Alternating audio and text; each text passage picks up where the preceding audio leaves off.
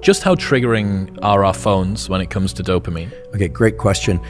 We often hear that, that social media getting dopamine hit after dopamine hit. When we first get on social media for the first time or after a long period of time, the amount of dopamine that's released we think is quite substantial. It's novel. Remember, dopamine is about novelty, surprise, and the sense that we are on some exciting track. That's what dopamine is really about. It puts us into states of readiness, anticipation, looking, seeking, etc., almost always for things outside the confines of our skin.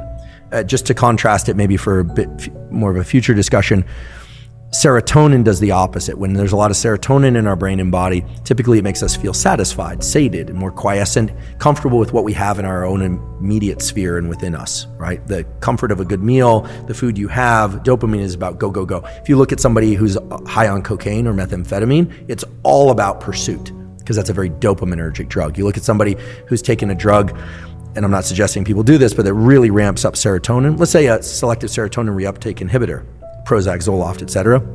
The side effects of those drugs, if the dosages are too high, lack of appetite, lack of libido, kind of meh about life, then so they'll adjust the dose down. That's because those are serotonergic drugs. So in general, when we are in pursuit of things, dopamine is quite high. So now you have to remind me your question, because I've set up the dopamine serotonin parallel. Smartphones. Cell phones, yes.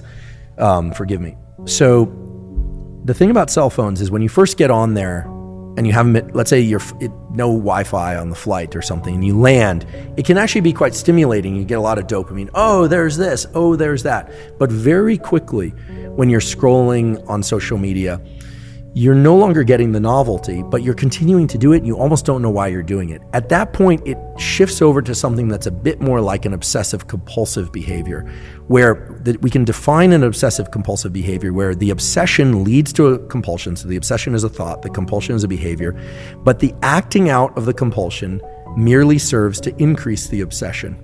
Right? This is very different than being obsessed with food or obsessed with cleanliness. There's no payoff. Right, exactly. There's no anxiety relief by carrying out the compulsion. With OCD behaviors, like scrolling social media, the dopamine quickly wanes, and then you find that you're just and we've all been there, you're scrolling, you're like, why am I doing this? This isn't that interesting. This isn't that interesting.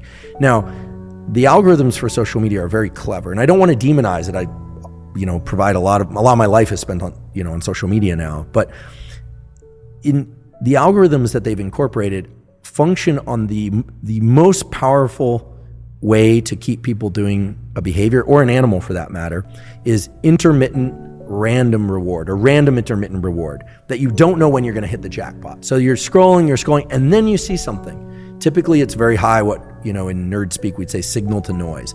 So if you're reading some interesting things, this came out in the news, and then it's all of a sudden a riot, or a person that is base jumping off a building, or for people that are scrolling looking at bodies or something like that, live bodies. Hopefully people aren't looking at dead bodies. But look, if something's very tragic, then that has this gravitational pull. And then what happens is you start getting the system working for that next dopamine hit that you don't know when it's going to come. It's just like gambling.